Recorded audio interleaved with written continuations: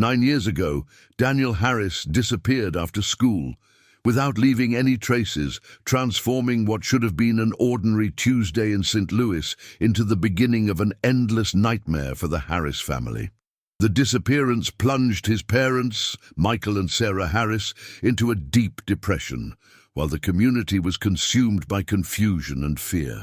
The police considered various possibilities, from kidnapping to accidental drowning in the nearby Mississippi River, but were unable to solve the case, causing outrage in the family who never lost hope, fighting tirelessly for the truth to come to light. Before we continue, subscribe and hit the bell. Here we reopen archived cases with respect and evidence. Daniel was not an ordinary 10-year-old boy. Diagnosed with autism spectrum disorder at age 6, he had a brilliant mind, trapped in a world that often seemed too loud, too bright, too overwhelming. His parents had learned to navigate his unique needs, creating routines and safe spaces that allowed their son to flourish despite his challenges. Michael, a mechanic at a local garage, and Sarah, a part-time librarian, had built their entire lives around protecting Daniel from a world that didn't always understand him. On October 15, 2014, Daniel attended Jefferson Elementary School as usual.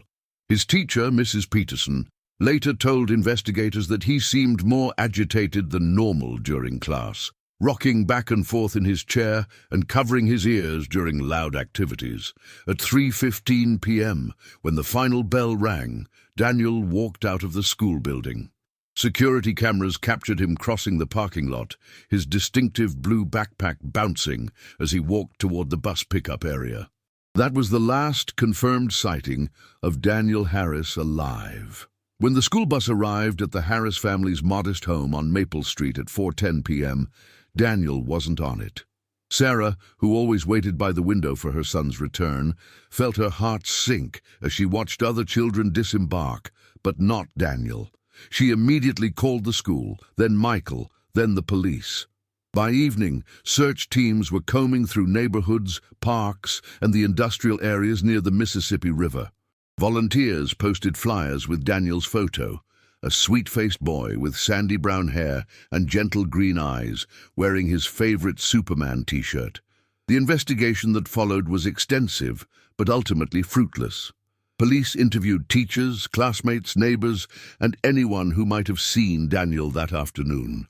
They searched abandoned buildings, checked with registered sex offenders in the area, and even brought in FBI specialists familiar with cases involving children with autism.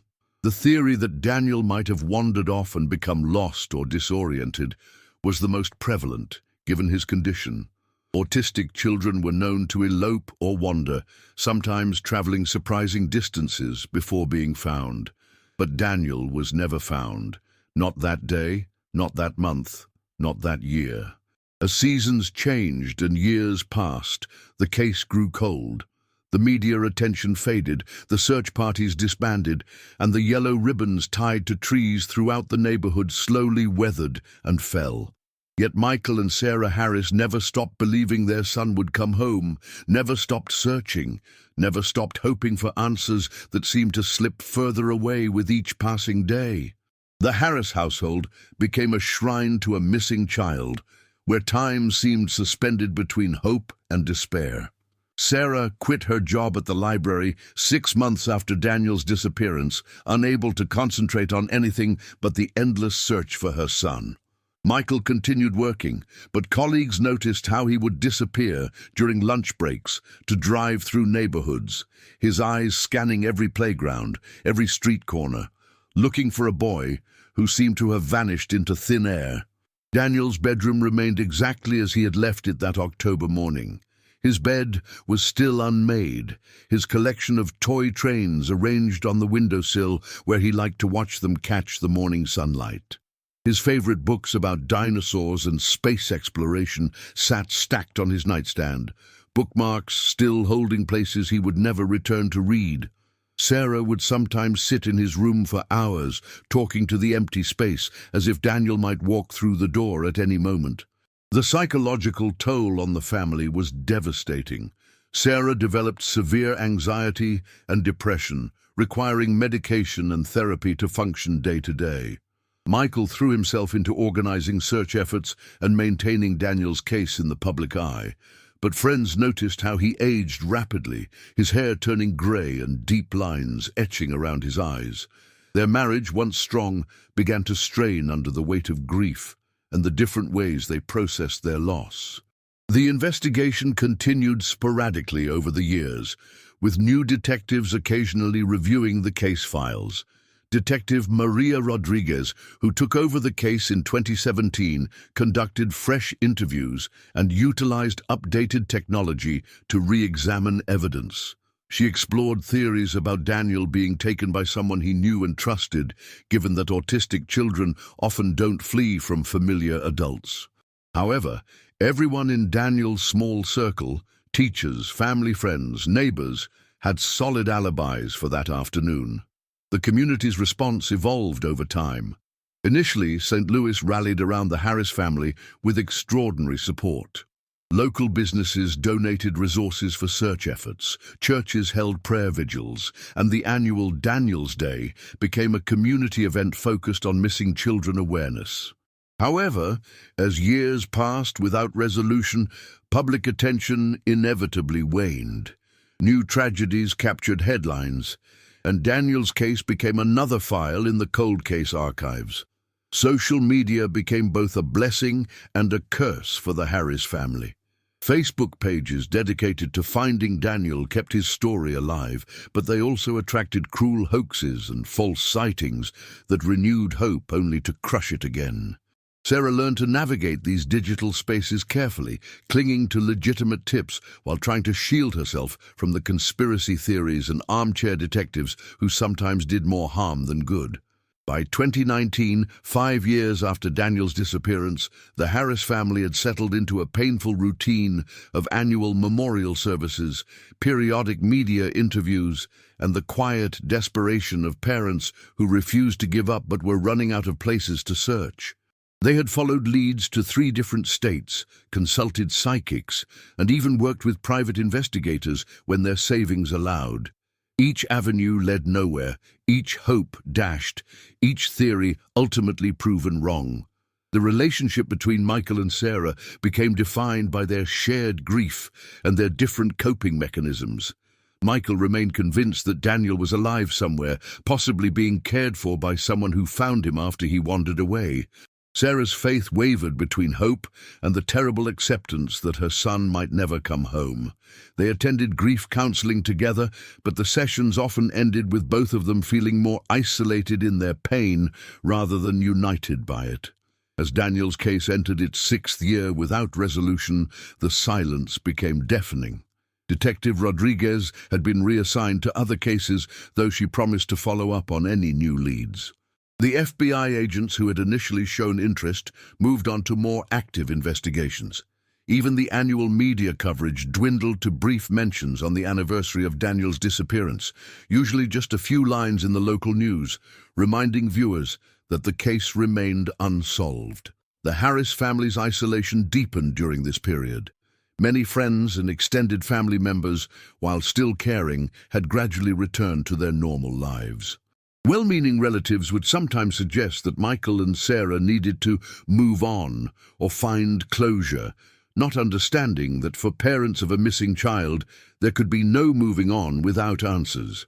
The couple learned to smile and nod during these conversations, but privately, the suggestions felt like betrayals of Daniel's memory. Financial strain added another layer of stress to their lives. The costs associated with searching for Daniel, private investigators, travel expenses for following leads, printing materials, website maintenance, had depleted their savings. Michael had taken a second job doing weekend automotive repair work, while Sarah had returned to part-time work at a different library, unable to face her former colleagues' sympathetic but painful expressions of concern. The house on Maple Street became both sanctuary and prison. Every corner held memories of Daniel.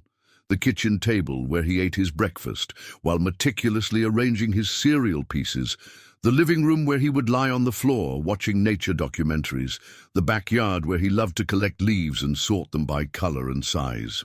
Sarah found herself avoiding certain rooms on difficult days, while Michael compulsively maintained Daniel's spaces, mowing the lawn in precise patterns the way his son had always preferred. Sleep became elusive for both parents. Sarah often woke in the middle of the night, certain she had heard Daniel's footsteps in the hallway or his voice calling for her. Michael would patrol the house during these sleepless hours, checking locks and peering out windows as if vigilance alone could bring their son home. They consulted sleep specialists and psychiatrists, but medication could only do so much against the constant ache of not knowing. The investigation files sat in boxes in Detective Rodriguez's office, periodically reviewed but yielding no new insights. The physical evidence was minimal. A few grainy security camera images, Daniel's school supplies found scattered near a storm drain 3 blocks from the school, and witness statements that had been analyzed and reanalyzed countless times. Advanced DNA testing had been conducted on trace evidence, but without a suspect to match against, the results were inconclusive. During this period, the Harris family also grappled with the unique challenges of Daniel's autism in the context of his disappearance.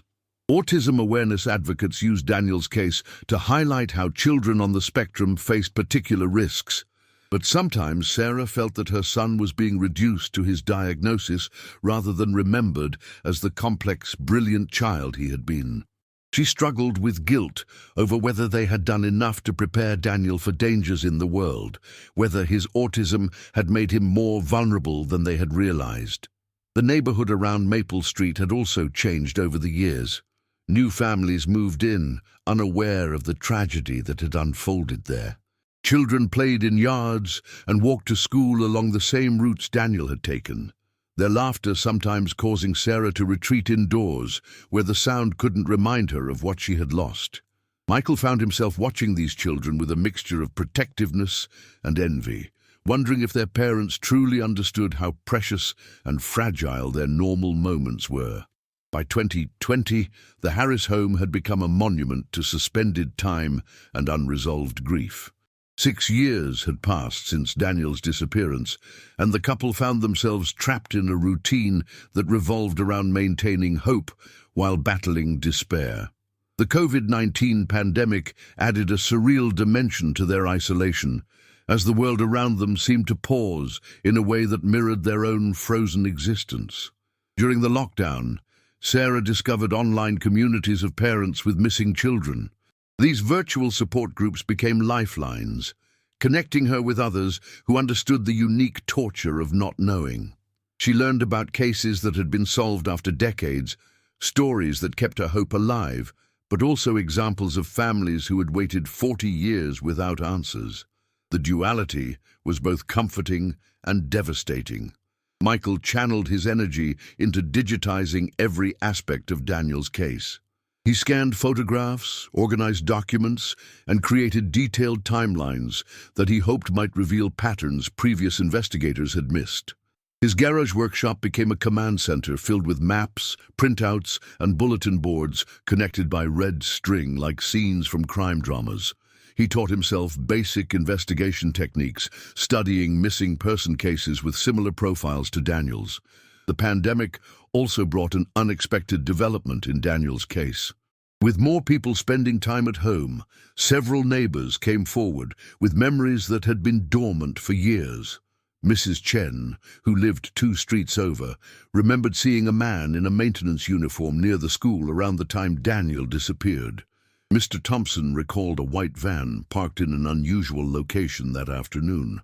These details were 6 years old and potentially unreliable, but Detective Rodriguez dutifully added them to the case file. Advanced technology offered new possibilities for the investigation. Cold case units across the country were using improved DNA analysis, enhanced digital photography techniques, and artificial intelligence to re-examine old evidence. The St. Louis Police Department agreed to submit Daniel's case for review by a specialized cold case task force, though they warned the Harris family that the process could take months and might not yield new results. During this period, Sarah began writing letters to Daniel. Initially intended as a therapeutic exercise, suggested by her counselor, the letters became a daily ritual. She wrote about changes in the neighborhood, about current events she thought he would find interesting, about how much she missed reading bedtime stories to him. The letters accumulated in a box in Daniel's room, dozens of pages filled with a mother's love and longing. The couple's relationship continued to evolve under the pressure of their shared tragedy. They had learned to navigate each other's grief patterns, Michael's need for action and investigation, Sarah's tendency toward introspection and memorial. Some days they supported each other beautifully. Other days they felt like strangers sharing a house. Couples therapy helped them understand that their different coping mechanisms weren't wrong, just different ways of loving their missing son. Public interest in Daniel's case received a brief resurgence when a true crime podcast featured his story in a 3-part series. The podcast brought renewed attention and several new tips, though most proved to be dead ends. However, the exposure also attracted the attention of a forensic genealogist who offered to help with advanced DNA analysis techniques that hadn't been available in 2014. The Harris family's extended network had largely adjusted to their tragedy by this point. Some relationships had grown stronger through shared support, while others had drifted away from the constant sadness. Sarah's sister visited monthly, always bringing updates about her own children's milestones with careful sensitivity. Michael's brother had moved to another state, finding it too difficult to watch his siblings' ongoing pain. As 2020 ended and 2021 began, the Harris family faced a cruel milestone. Daniel would have turned 17 had he lived. Sarah spent his birthday looking through photo albums, trying to imagine how her son might have grown and changed. Michael worked in his garage, methodically reviewing case files for the 1,000th time, refusing to acknowledge the significance of the day, but unable to concentrate on anything else. The spring of 2023 brought an unexpected turn in the Daniel Harris case when the family decided to clean out their basement storage room. 9 years of accumulated grief had filled the space with boxes of memories, case materials, and items they couldn't bear to discard but couldn't face daily. Sarah had finally reached a point where she felt strong enough to organize these painful remnants of their search for Daniel. Among dusty boxes of Christmas decorations and old school projects, Michael discovered a small wooden chest that had belonged to Daniel. They had forgotten about it during the initial chaos of his disappearance, and it had been packed away with other bedroom items when they couldn't bear to look at them daily. The chest was one of Daniel's treasures, a place where he kept special rocks, interesting leaves, and small toys that held particular meaning for him. Inside the chest, beneath a collection of carefully arranged acorns and a small dinosaur figurine, Sarah found something that stopped her heart. A spiral notebook with Daniel's private diary, written on the cover in her son's careful handwriting. Her hands trembled as she opened it, recognizing immediately that this was not a school assignment or casual notebook, but something deeply personal that Daniel had hidden away. The diary entries began 6 months before Daniel's disappearance, written in the distinctive print of a 10-year-old boy with autism who approached writing the same way he approached everything else, with methodical precision and intense focus. The early entries were typical of a child his age: observations about school, excitement about upcoming field trips, detailed descriptions of his favorite TV shows, and the trains he loved to watch from his bedroom window. However, as Sarah read further, the entries took on a darker tone. Daniel had begun writing about feeling scared at school, about older boys who would follow him and call him names. He described incidents where his lunch money was taken, where he was pushed in hallways, where classmates would deliberately make loud noises near him, knowing it would cause him distress. The bullying appeared to be systematic and cruel, targeting specifically his autistic behaviors and sensitivities. More disturbing were Daniel's entries about adults who had failed to protect him. He wrote about telling teachers who dismissed his concerns, about playground supervisors who looked the other way, about feeling like he had no safe person to turn to at school. His writing revealed a level of isolation and fear that his parents had never suspected, despite their careful attention to his daily emotional state. The final entries in the diary, dated just days before his disappearance, contained details that made Sarah's blood run cold. Daniel wrote about a man who had been talking to him after school, someone who claimed to understand what it was like to be different, who offered to help him deal with the bullies. The man had given Daniel small gifts, candy, a toy car, a comic book, and had promised to show him a special place where he wouldn't have to worry about being hurt or scared anymore. If this case has already caught your attention, hit the like button. It helps Daniel's story reach more people. Sarah immediately called Detective Rodriguez, who had remained the primary investigator on Daniel's case despite its cold status. The diary represented the first significant new evidence in nearly a decade, potentially providing insights into Daniel's final days that could reshape the entire investigation. Rodriguez arrived at the Harris home within hours, carefully photographing each page and beginning the process of forensic analysis. The diary entries described meetings with this unknown man that had taken place in locations around the school and neighborhood, places where Daniel felt safe, but where an adult could approach him without drawing attention. The man had apparently studied Daniel's routines and vulnerabilities, gaining his trust through patience and manipulation. Most chilling was Daniel's final entry, written the night before he disappeared. "Tomorrow, I'm going to the special place. Maybe I won't have to be scared anymore."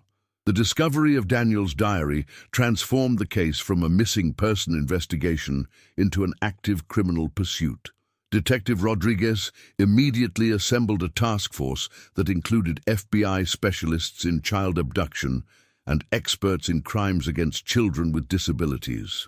The diary provided concrete evidence that Daniel had been groomed and likely abducted by someone who had carefully studied his routines and vulnerabilities. Forensic analysis of the diary revealed several crucial details. The ink patterns and paper aging confirmed that the entries were authentic and had been written during the time periods Daniel indicated. More importantly, criminologists found that the progression of Daniel's interactions with his abductor followed classic patterns of predatory grooming. The careful building of trust, the gradual isolation of the victim, and the promise of escape from existing problems. The task force began reconstructing Daniel's final weeks with new focus. They re-interviewed school personnel, this time armed with specific questions about who might have had access to information about Daniel's schedule and behaviors. The diary revealed that the abductor knew intimate details about Daniel's daily routines, his favorite places to eat lunch, even his specific sensory triggers and preferences. This suggested someone with either direct access to the school environment or detailed information from someone who did. Sarah struggled with overwhelming guilt as she read through her son's descriptions of bullying and fear that he had never shared with his parents. Despite their careful attention to his emotional well-being, Daniel had internalized the belief that his parents couldn't protect him at school, leading him to accept help from a stranger who promised safety. The diary revealed how a predator had weaponized her son's autism, using his desire for routine and escape from sensory overload as tools for manipulation. The investigation expanded to examine maintenance workers, substitute teachers, volunteer helpers, and anyone else who might have had semi-regular access to Jefferson Elementary during the relevant time period. The diary mentioned that the man wore a uniform of some kind and carried tools, details that helped narrow the focus. Database searches revealed several individuals who had worked in various capacities at schools in the district during 2014. Michael threw himself into supporting the renewed investigation with the same intensity he had brought to the original search efforts.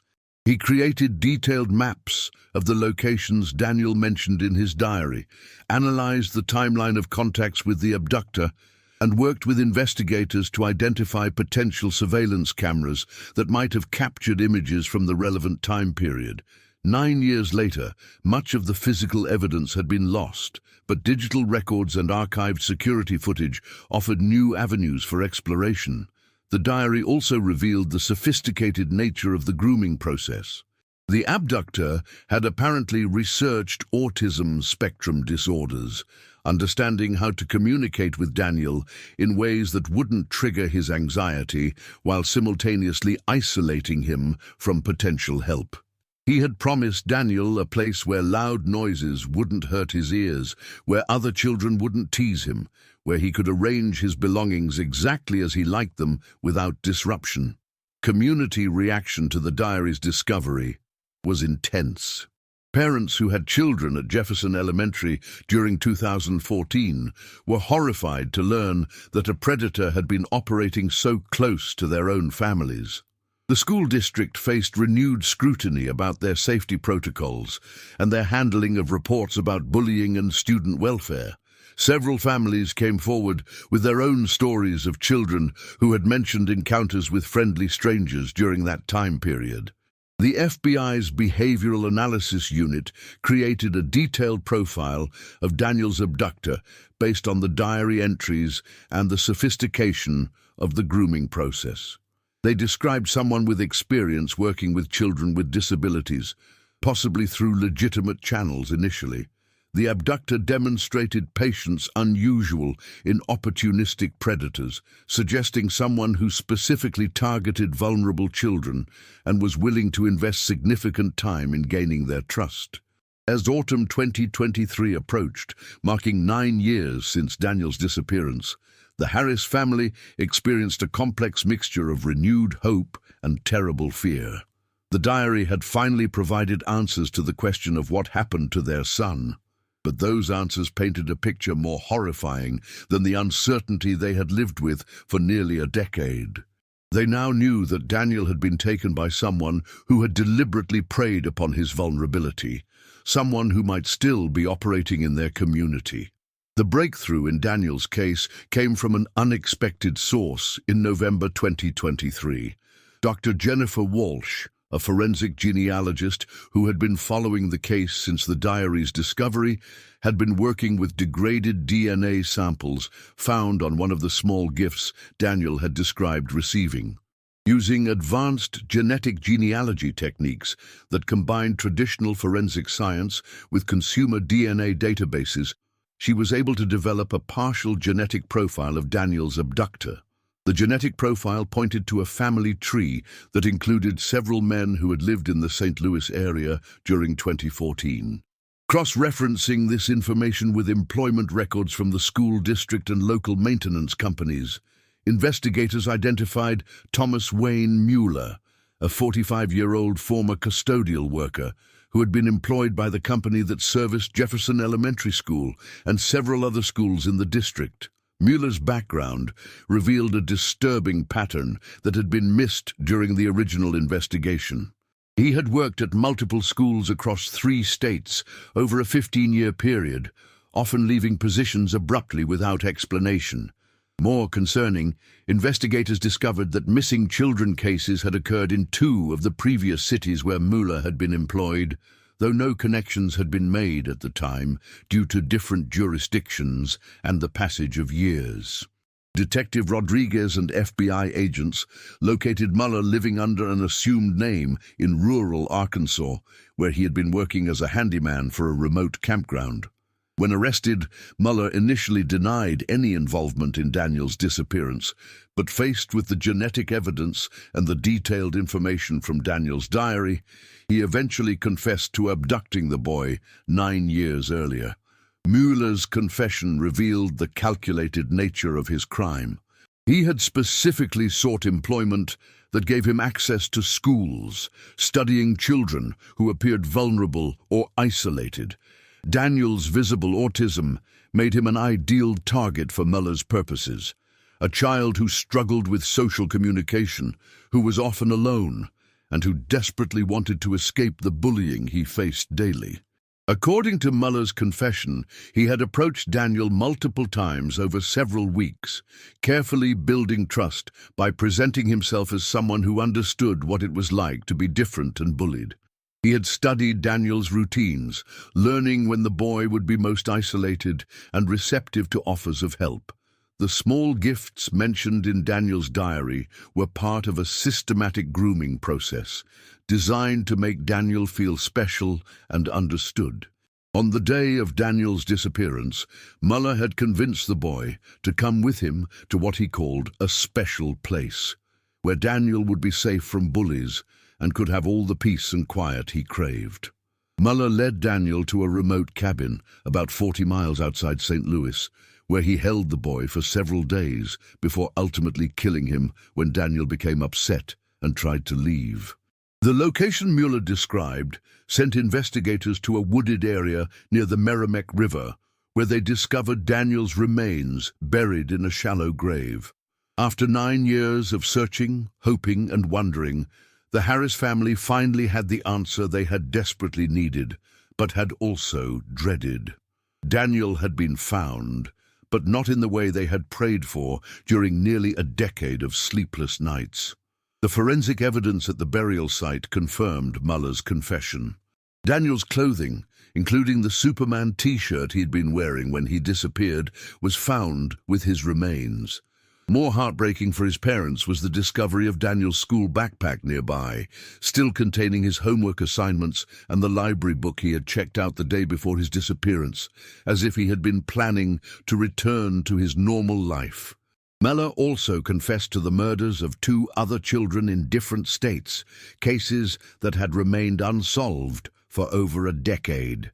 His method was consistent, targeting vulnerable children, particularly those with disabilities or social challenges, using his access through school-related employment to identify and groom victims.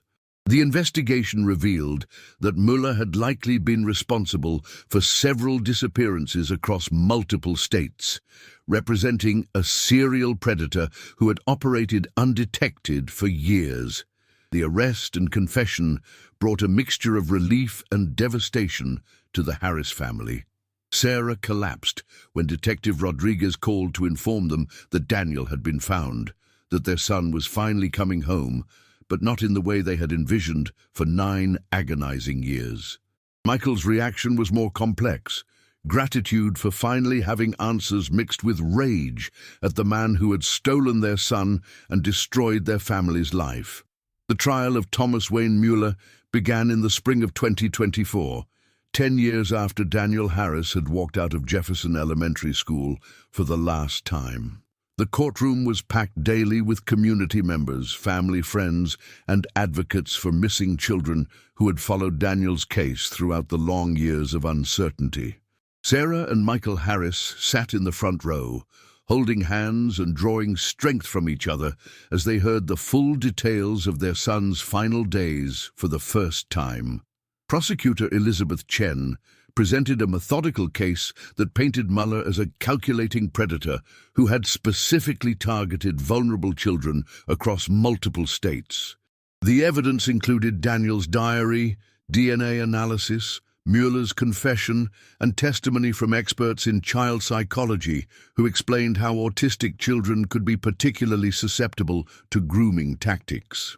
The prosecution also presented evidence linking Muller to the unsolved disappearances of children in Tennessee and Oklahoma, establishing a pattern of predatory behavior spanning nearly 2 decades. Muller's defense attorney attempted to argue for mental illness and diminished capacity, but the evidence of premeditation and the systematic nature of his crimes undermined these claims. The careful grooming process documented in Daniel's diary, combined with Mueller's ability to evade detection across multiple jurisdictions, demonstrated a level of planning and awareness that contradicted claims of mental incapacity. The most difficult moment for the Harris family came when Daniel's diary entries were read aloud in court. Hearing their son's words describing his fear, loneliness, and desperate desire for safety forced them to confront how much Daniel had suffered in silence.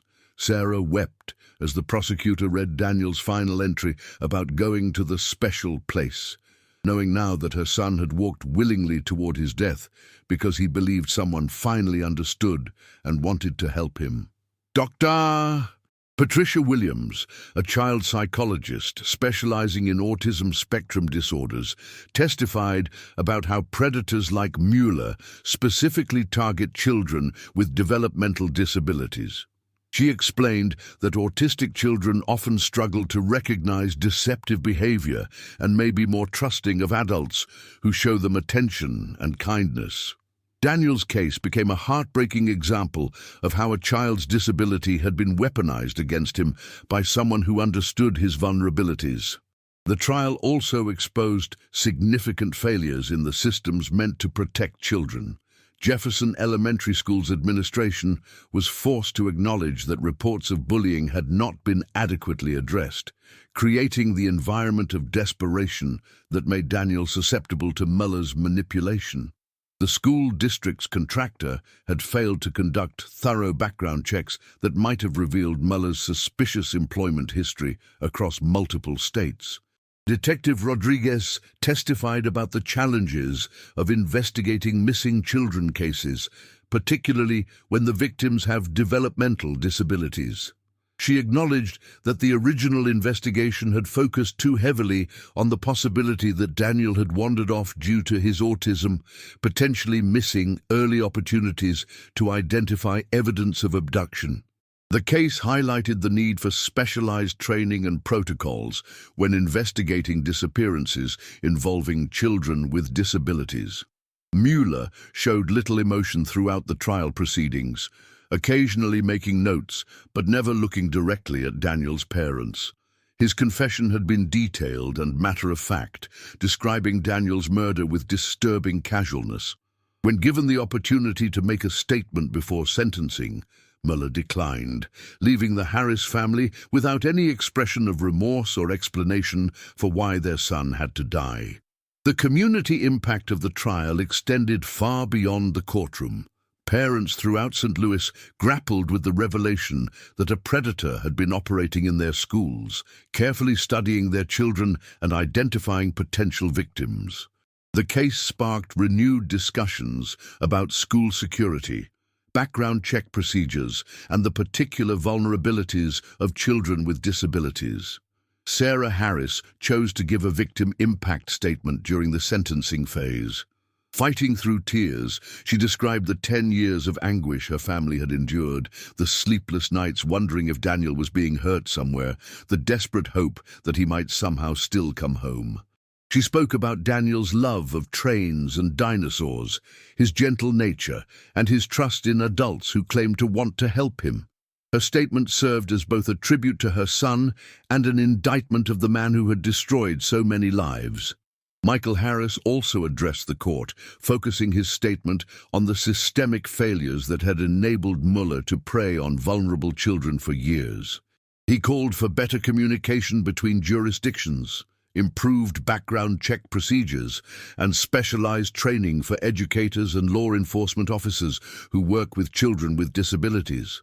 His pain had transformed into advocacy, determined to prevent other families from experiencing the nightmare the Harris family had endured. Judge Margaret Foster sentenced Thomas Wayne Mueller to life in prison without the possibility of parole for Daniel's murder, plus additional life sentences for the murders of children in Tennessee and Oklahoma. In her sentencing remarks, Judge Foster described Mueller's crimes as among the most heinous she had encountered, noting his deliberate targeting of vulnerable children and his complete lack of remorse for the devastation he had caused to multiple families. The conclusion of Thomas Wayne Mueller's trial in summer 2024 marked the end of a legal chapter, but the beginning of a different kind of journey for the Harris family. After 10 years of uncertainty, they finally had definitive answers about Daniel's fate, but those answers brought their own form of grief that was different from the agonizing hope they had carried for so long. Daniel's funeral took place on a warm August day, exactly 10 years and 10 months after his disappearance. The service drew hundreds of community members who had supported the search efforts, followed the case, or simply wanted to honor the memory of a child whose story had touched their lives. The pastor spoke about Daniel's gentle spirit, his love of learning, and the way his case had brought a community together in both tragedy and determination to seek justice. Sarah and Michael Harris chose to establish the Daniel Harris Foundation, dedicated to improving safety protocols for children with disabilities and supporting families of missing children.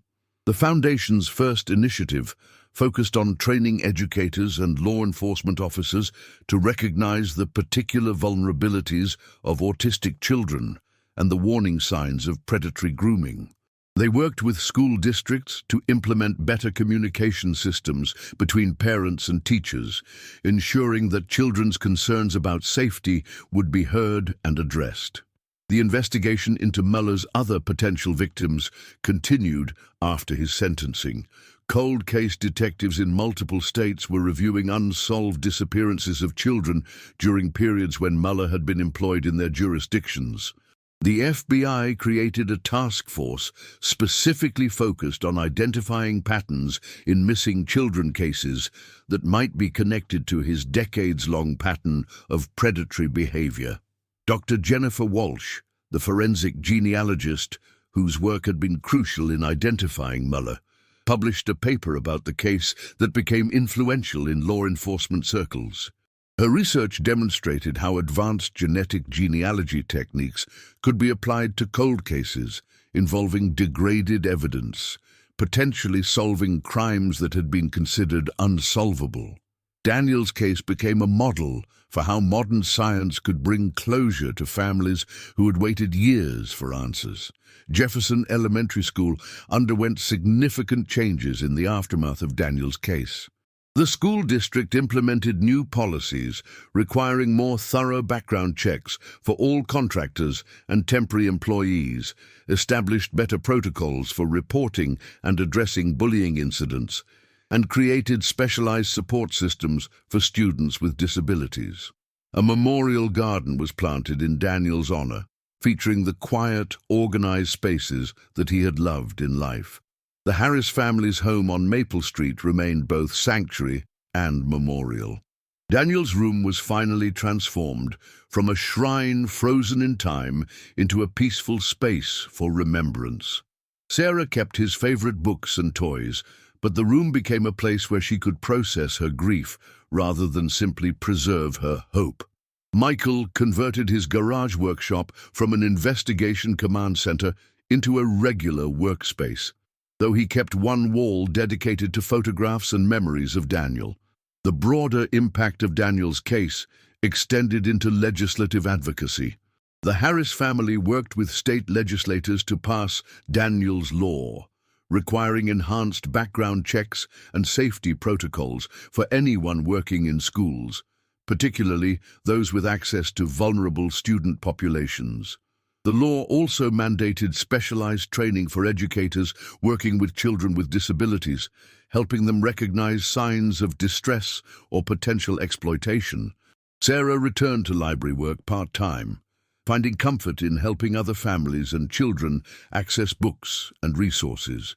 She became an advocate for autism awareness, speaking at conferences and schools about the importance of understanding and protecting children with developmental disabilities.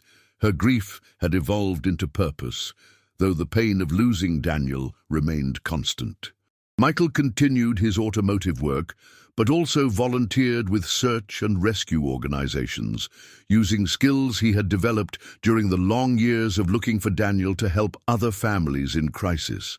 He found meaning in being able to provide practical help during the critical early hours of missing person cases, when every minute could make the difference between rescue and tragedy. The anniversary of Daniel's disappearance, October 15th, became an annual day of remembrance in St. Louis.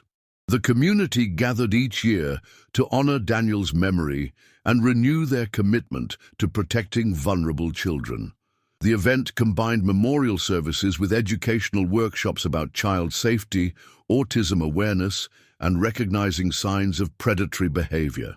10 years after Daniel Harris walked out of Jefferson Elementary School, his legacy lived on in the systemic changes inspired by his story, the family's help by the foundation established in his name, and the community's renewed commitment to protecting its most vulnerable members. While Thomas Wayne Muller had stolen Daniel's life, he had not been able to destroy the love, determination, and advocacy that emerged from the Harris family's long journey through grief toward justice. The case served as a reminder that behind every missing person poster, every cold case file, and every unsolved mystery is a family whose love endures regardless of time or distance. Daniel Harris had finally come home, not as his parents had dreamed, but surrounded by a community that would never forget his story or stop working to prevent such tragedies from happening to other families. 5 years have passed since Thomas Wayne Muller was sentenced to life in prison, and the Harris family continues to navigate their new reality, one defined not by the desperate search that consumed a decade of their lives, but by the quiet work of healing and honoring their son's memory. Sarah Harris stands in the Memorial Garden at Jefferson Elementary School on a crisp October morning, watching children play during recess. The space has grown lush and peaceful over the years, with carefully arranged flower beds that bloom in organized patterns, the kind of symmetry that Daniel would have appreciated. A small plaque reads, "In memory of Daniel Harris, may all children find safety, understanding, and peace." The Daniel Harris Foundation has expanded beyond their initial hopes. Their training programs are now implemented in over 200 school districts across Missouri and neighboring states. The Foundation's work has helped identify and prevent potential grooming situations in dozens of cases, protecting children whose vulnerabilities might otherwise have made them targets. Sarah often receives letters from parents thanking the Foundation for teaching them to recognize warning signs they might have missed. Michael has found his own path forward through service. His volunteer work with search and rescue teams has contributed to the successful recovery of 17 missing persons over the past 5 years. Each case brings its own challenges and heartbreaks, but also the possibility of outcomes that his own family never experienced. He carries Daniel's memory into every search, hoping to spare other families the decade of uncertainty the Harris family endured. The ripple effects of Daniel's case continue to influence law enforcement and child protection protocols nationwide. The investigative techniques pioneered during the search for his killer have been applied to hundreds of cold cases, bringing closure to families who had waited years for answers. Dr. Jennifer Walsh's genetic genealogy methods, refined through Daniel's case, have become standard practice in modern forensic investigations. Detective Maria Rodriguez, now retired, often reflects on how Daniel's case changed her approach to investigating missing children. She teaches courses at the police academy, using Daniel's story to illustrate the importance of considering all possibilities in missing person cases, particularly when children with disabilities are involved. Her lecture always ends with the same message. Never assume you know the full story until you've listened to what the child was trying to tell you. Done at the Missouri State Capitol, a photograph of Daniel Harris hangs in the hallway outside the governor's office, alongside other children whose cases led to legislative reforms. Daniel's law has been cited as a model by child advocacy organizations in other states, its provisions gradually spreading across the country as communities recognize the need for enhanced protections for vulnerable children.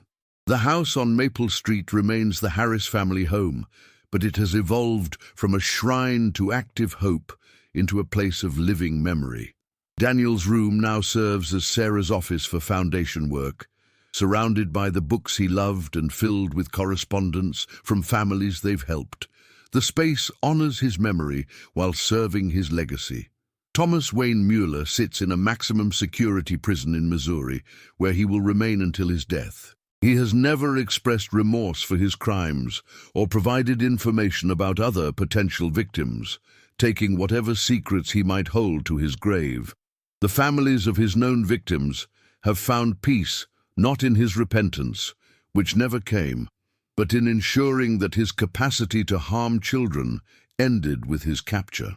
On quiet evenings, Sarah and Michael Harris sit on their front porch, watching the neighborhood children walk home from school along the same streets Daniel once traveled. The sight no longer brings only pain, it also brings purpose. Every child who walks safely home represents a small victory in the larger battle to protect the vulnerable and innocent. Daniel Harris would have turned 21 this year. His parents sometimes wonder who he might have become, what contributions he might have made to the world, what joy he might have brought to their lives and the lives of others. Those questions will remain forever unanswered, but Daniel's impact on the world continues through the work done in his name and the children whose safety has been enhanced because his story was finally told. In the end, Daniel Harris's legacy transcends the tragedy of his death. His story became a catalyst for change, protection, and awareness that has touched thousands of lives. While his voice was silenced too soon, it continues to speak through every policy reformed, every child protected, and every family spared the nightmare of uncertainty that defined the Harris family's journey. The boy who loved trains and dinosaurs, who arranged his world in careful patterns, who trusted too easily and paid too high a price. Daniel Harris lives on in the safer world his story helped create. Sometimes the most profound impact comes not from how we live, but from how our stories inspire others to build something better from the pieces of what was broken. In that memorial garden at Jefferson Elementary, where children now play safely under watchful eyes and improved protocols, Daniel Harris has finally found the peace that eluded him in life. Not in the special place promised by his killer, but in the lasting changes that ensure other children will be protected from those who would do them harm. Subscribe to our channel to explore more archived and disturbing cases throughout America. Thank you for following Daniel Harris's story. We'll see you in the next video.